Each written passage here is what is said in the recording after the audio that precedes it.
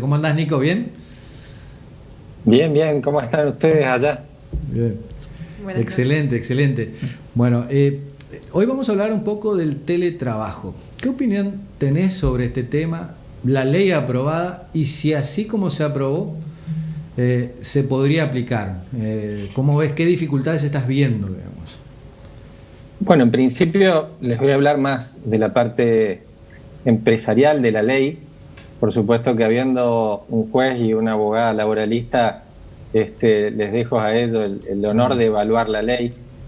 En principio, en términos generales, por supuesto que me parece fundamental que se haya reglamentado. Personalmente creo que tenemos la tecnología necesaria para que hoy una gran mayoría de las tareas que se realizan en una empresa se puedan hacer a distancia. Así que, y soy un amante de la tecnología, ¿no? Así que la verdad creo que ha simplificado la vida de muchas personas. Y creo que esto del COVID lo que ha hecho es acelerar los tiempos de algunas cosas que ya se venían dando, ¿no? Sobre todo en las empresas tecnológicas, a donde estaban habituados a trabajar con recursos humanos que por ahí estaban en otros países y a miles de kilómetros de distancia, ¿no? Pero las empresas tradicionales, como la mía o como muchas otras que todavía no teníamos esa impronta tecnológica, no lo teníamos implementado y bueno, tuvimos que ir implementándolo medio de los golpes. Así que en términos generales me parece fantástico, me parece que hay muchas cosas para las cuales no hace falta estar en vivo y en directo, que la tecnología nos ha permitido, así como comentaba Valeria recientemente, el tema de la firma digital y como muchas otras herramientas que hay hoy, no estar presente para generar cualquier tipo de trámite y desarrollos y tomar exámenes, como comentaba recién el juez.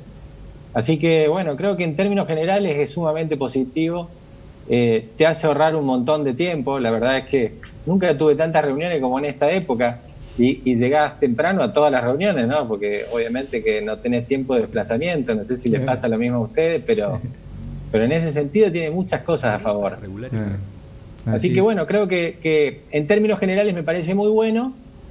De lo que estuve leyendo de las críticas de la ley, no leí la ley, leí las críticas a la ley, creo que hay cosas que probablemente la entorpezcan un poco en su implementación, pero que bueno, seguramente la Argentina irá dando los pasos necesarios como para que, te diría que le otorgue tanto un marco de resguardo en general al empleado, pero también la posibilidad de no tener riesgos al empleador, ¿no? Así que, bueno, si esos dos factores se dan, creo que va a ser positivo para todas las partes, que debería ser el objetivo de la ley, seguramente. Vale, quiere preguntarte algo ahí.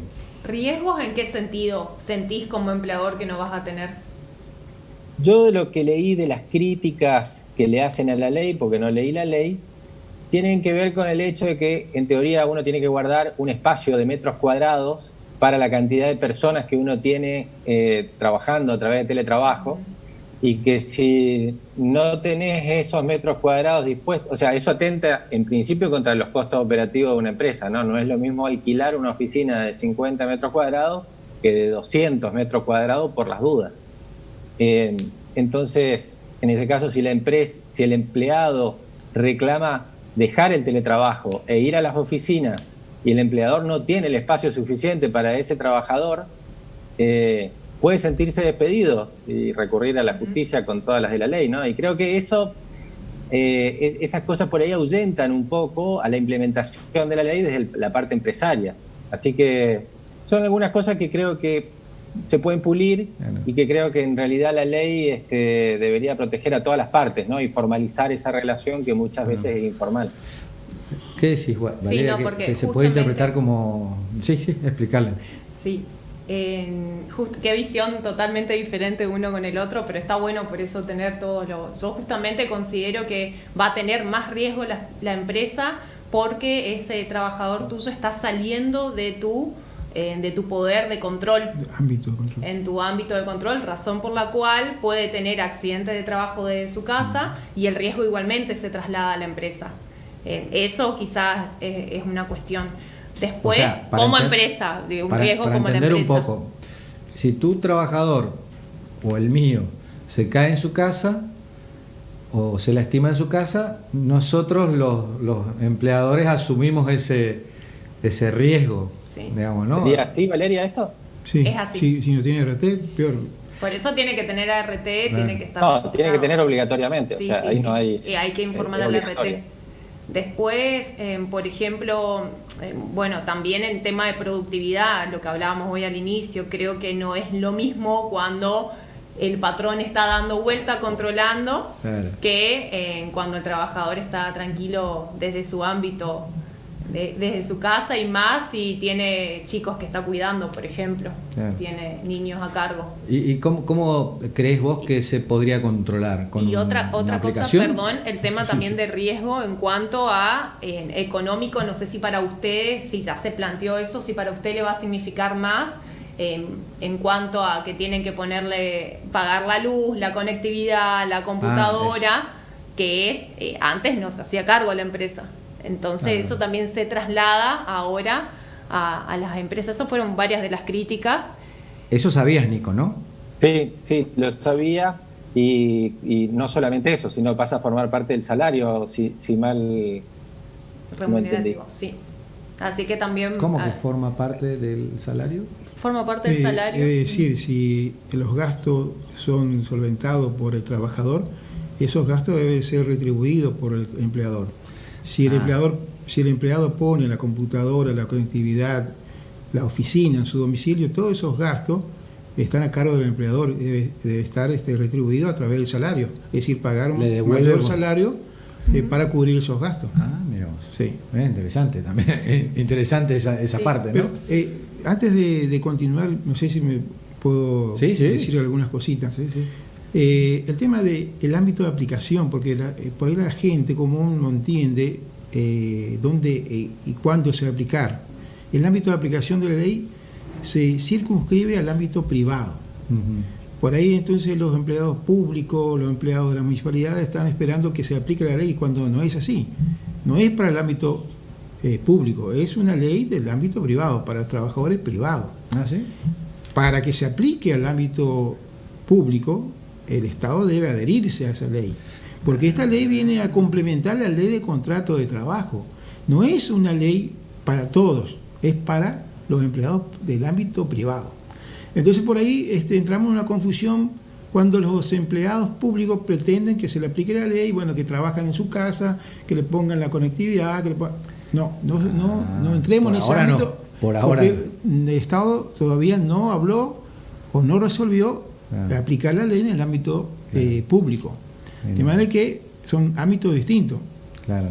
Esta ley fue dictada para el ámbito privado y de una forma u otra modifica algunos aspectos de los derechos y obligaciones dentro del ámbito privado del derecho del trabajo. Igual estaba pensando, Nico, y bueno, Doc y Valeria, que dice que es aplicable 3 meses después, Sí. cuando termine la pandemia. En todo caso, vamos a tener mucho para debatir todavía, hasta su reglamentación, supongo, porque no sabemos cuándo termina la pandemia, ¿no, Nico? Sí, totalmente. Pensaba también en lo que había sugerido Valeria hoy de cómo hacer para controlar. Yo creo que esas son barreras que tecnológicamente van a ir haciéndose cada vez más fáciles, ¿no? De poder controlar la tarea desarrollada por las personas a distancia. Yo soy licenciado en marketing, pero he tenido materias en mi carrera vinculadas con la administración de empresas. Los licenciados en administración, esto lo saben de taquito. Existe la administración por objetivos, ¿no? Donde uno puede tranquilamente ir administrando, te diría, los recursos humanos y las tareas cumplidas en base a objetivos, ¿no? No en base a cantidad de horas, sino quedamos en que el martes me ibas a presentar tal informe, hoy es martes, mostrame en qué situación está el informe, ¿no? O sea que creo que esas son cosas que entre la tecnología más los que hay hoy de desarrollo de manejo de recursos humanos y administración de empresas, se puede ir salvando, y creo que los beneficios son mayores que el perjuicio de no estar encima por ahí de un empleado y de poder verlo y de ver realmente que está encima de una computadora. Así que creo que eso es, diría que más positivo que negativo, y que creo que con tecnología de por medio va a ir cada vez mejorando. Además, Él habla de hay una- productividad. Sí.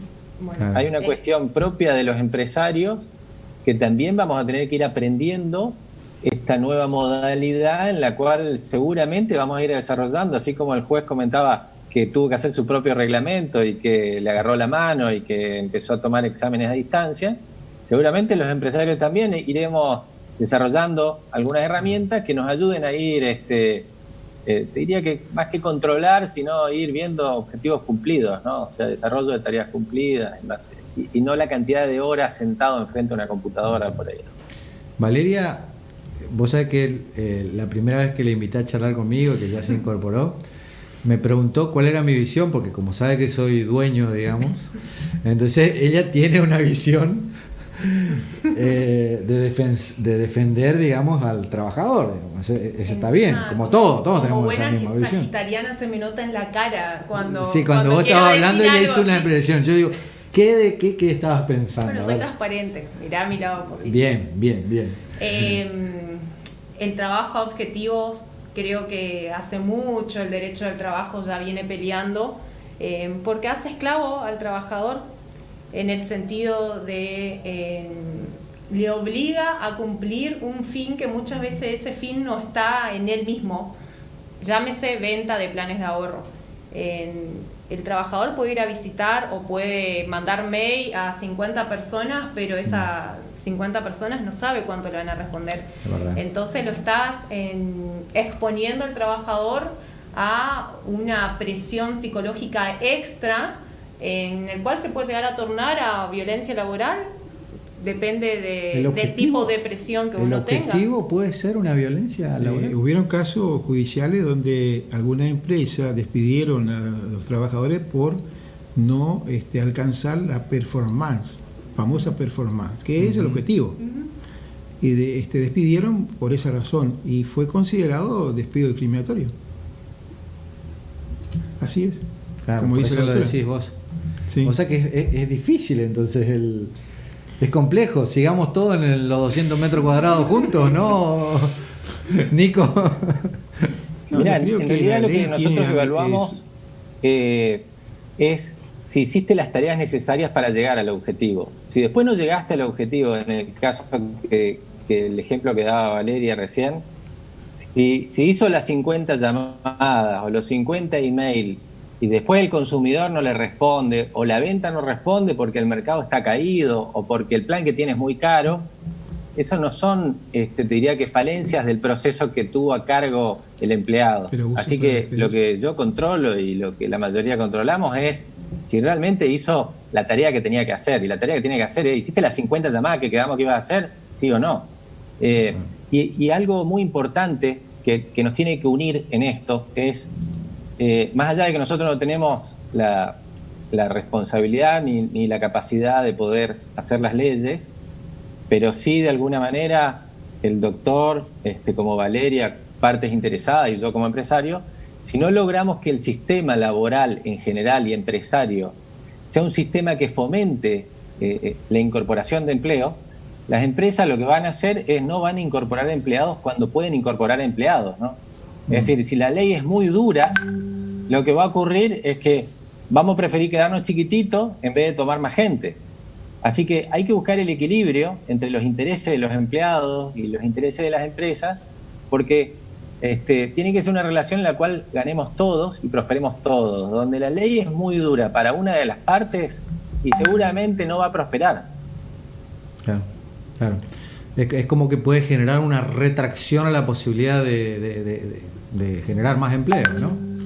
Sí, sin duda, y eso pasa habitualmente en Argentina.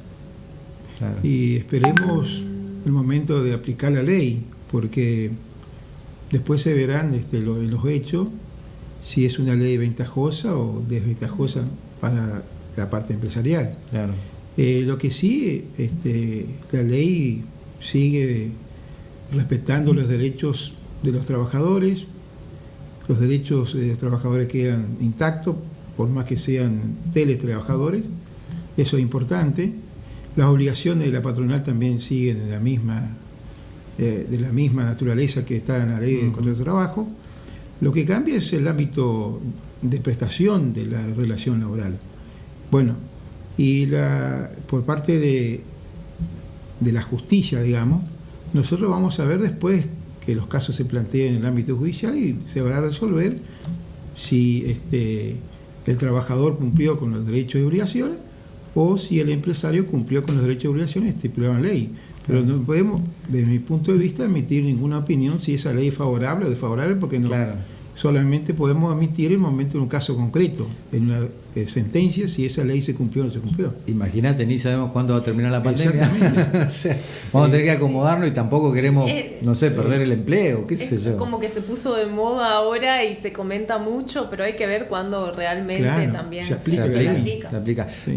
Valeria, ¿cuál consideras vos es el punto más importante que hay que prestarle atención de la ley? Yo el que veo más preocupante, más que importante, es el de la reversibilidad que hablaba también Nicolás, en cuanto a que si el trabajador está bajo la modalidad de teletrabajo y después quiere volver a su lugar físico, en que ahí creo que ahí va a haber un problema para ambas partes, porque es dura la ley en eso, y es verdad cuando él dice le sacás del lugar físico de la empresa al trabajador, va a su casa y después se da cuenta que quiere volver a la empresa, y ahí le obligás a la empresa a tomar, o sea, a darle otra vez el lugar físico que él tenía en la empresa. Ese lo veo como quizás el más... Yo creo creo que con la reglamentación se va a estipular, como en todo caso, como establece la ley de contrato de trabajo, el preaviso. Es decir, que el preaviso, que el trabajador le avise previamente al empresario que quiere volver al lugar originario. Entonces el empleador va a tomar las medidas necesarias de reubicar a ese trabajador en la empresa, o directamente, negociar con ese empleado para que siga trabajando en el domicilio o en el lugar que designó, porque ojo que la ley no habla solamente del domicilio del trabajador, dice en el lugar que asigne el empleador, porque el empleador puede asignar un lugar que no sea el domicilio inclusive del trabajador, puede ser un lugar distinto. Claro. Puede ser un edificio donde están todos los trabajadores a cargo de ese empleador trabajando de manera virtual, que no sea el domicilio del trabajador. Entiendo. Y la ley prevé eso. Entonces no es tanto que el teletrabajo es en el domicilio. Se puede prestar en otro lugar que esté a cargo y responsabilidad del empleador. Mira vos. ¿Sabías eso, Nico, no? No lo sabía. Igual lo tomo como un punto a favor, me parece realmente que puede ayudar. De todas maneras, pienso sobre todo en las empresas tecnológicas, ¿no? Que son las que mayor cantidad de personas pueden tener a distancia, ¿no? Y que son netamente empleadoras de mucha cantidad de recursos humanos, donde veo que desde el punto de vista económico, como les decía antes, ¿no? Tener una oficina en Buenos Aires, en Capital Federal, con 500, no sé, supongamos una empresa que tiene 500 empleados, ¿no? Debería tener oficinas suficientes como para albergar semejante cantidad de empleados. Y estamos hablando de una masa muy grande de gente, que probablemente el 70% trabajen a distancia.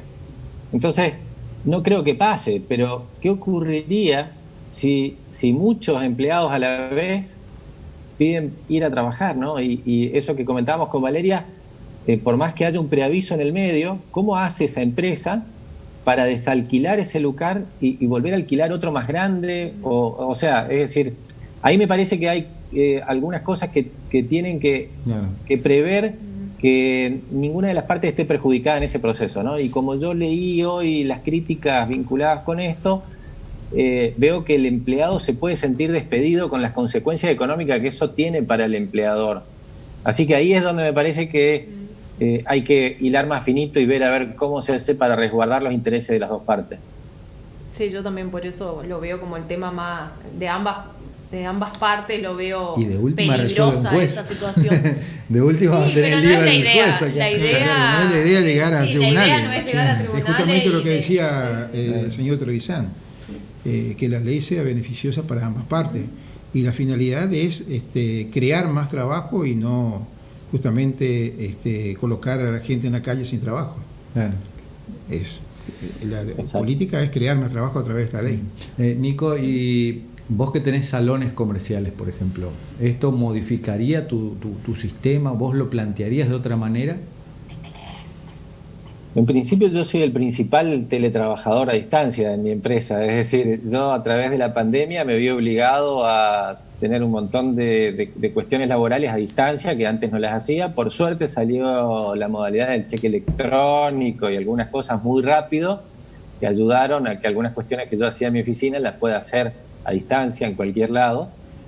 Pero como nosotros tenemos una estructura de atención al público comercial, te diría que la mayoría de nuestros recursos humanos tienen sí o sí la necesidad de estar en contacto con el público. Solo podría una parte de mi administración estar a distancia, la que no está vinculada por ahí con algún pago a proveedores y ese tipo de cosas, donde ahí viene alguien a buscar un cheque o un pago o una factura. Pero todo eso con el tiempo va a poder hacerse a distancia, o sea, con el proceso tecnológico y la evolución tecnológica. Quien no necesite estar en contacto con un humano, ya sea un cliente o lo que sea, tranquilamente puede trabajar desde cualquier lugar. O sea que yo creo que estamos dando pasos adelantados como sociedad en ir legislando e ir determinando cómo van a ser estas relaciones. Porque sin duda que, además de los costos, de la pérdida de tiempo, realmente nos ahorra muchísimo tiempo, es muy cómodo poder trabajar a distancia. Podemos hacer mucha más cantidad de cosas de las que hacíamos antes. Claro. La cantidad de reuniones que yo les comentaba que se pueden tener hoy realmente son espectaculares, ¿no? Porque es cuestión de apretar un botón y entras a otra reunión en 2 segundos, y eso antes era impensado. ¿Tenés dificultades así con gente que esté ya hoy aplicándose con el sistema de teletrabajo o no? No, la verdad es que no tuve. Para nosotros tenemos el área de repuestos, que el área de repuestos para trabajadores esenciales fue una de las primeras que se habilitó. Entonces empezamos, te diría que en la parte de repuestos rápidamente a trabajar, no estuvimos mucho tiempo cerrados, sí en la parte comercial en general de las motos, pero te diría que no hemos tenido grandes problemas. La verdad es que al principio la situación de los bancos me parece que, es decir, nos agarró todo de sorpresa esto. Entonces, me imagino que a la justicia le pasó lo mismo, a los bancos, el sector financiero le pasó lo mismo. Los bancos no estaban preparados para poder atender en general al público a la distancia, más allá de que tenían su sistema de home banking. Bueno. El home banking era muy precario, era muy todavía como para consultas de saldo y no para saber realmente cómo hacer para operar transferencias, pagos, etcétera. Así que creo que es cuestión de tiempo nomás, como para que todos estemos bastante más cancheros en este proceso, y que tiene más beneficios que perjuicios. Así que, más allá de lo lindo que es verse en vivo y en directo, que yo rescato eso, y que realmente es lindo ir a trabajar y compartir en una oficina con otras personas, es hermoso, ¿no? Tiene la parte de compartir en sociedad con un grupo humano lindo y agradable, que muchas veces nos motiva más eso que el trabajo en sí mismo. Así que, más allá de esas cuestiones, creo que tiene muchas cuestiones a favor. Bueno, Nico, gracias por tu atención. Sé que en tu rubro ha mejorado un poquito en estos meses. Vendés motos y creo que vendés bicis también, ¿no? ¿Ahora o no? Sí, empezamos antes de la pandemia. Lo comento porque muchos me dicen que, no que especulador, pero me dijeron que términos parecidos, ¿no? Justo ahora vender bicicleta, pero es un proyecto que lo vengo armando desde el año pasado. Me gusta mucho andar en bicicleta, así que tarde o temprano iba a terminar armando una tienda de bicis. Y por supuesto que esté el puente cerrado, Jorge, para nosotros es fabuloso. Es algo que yo jamás en mi vida pensé ver, y mirá que hace muchos años que estoy en la Cámara de Comercio, y después de tantas peleas que hemos tenido en aduana tenés nacional, el dato real ahí. Pero mirá, después de tanto remar, que veamos el movimiento económico que somos capaces los misioneros de generar y de retroalimentar toda nuestra sociedad con el dinero que queda acá, es algo inédito, con consecuencias espectaculares en el desarrollo de trabajo, en el crecimiento económico, en la cantidad de locales alquilados. Creo que Misiones ha perdido mucho con esta relación, sobre todo con Paraguay, pero también con Brasil, y por eso apoyamos desde la Cámara de Comercio los planteos que hace el gobernador a nivel nacional de que Misiones sea considerada una zona aduanera especial, ¿no? Claro. porque realmente estamos en una situación de competencia muy feroz con Paraguay y con Brasil.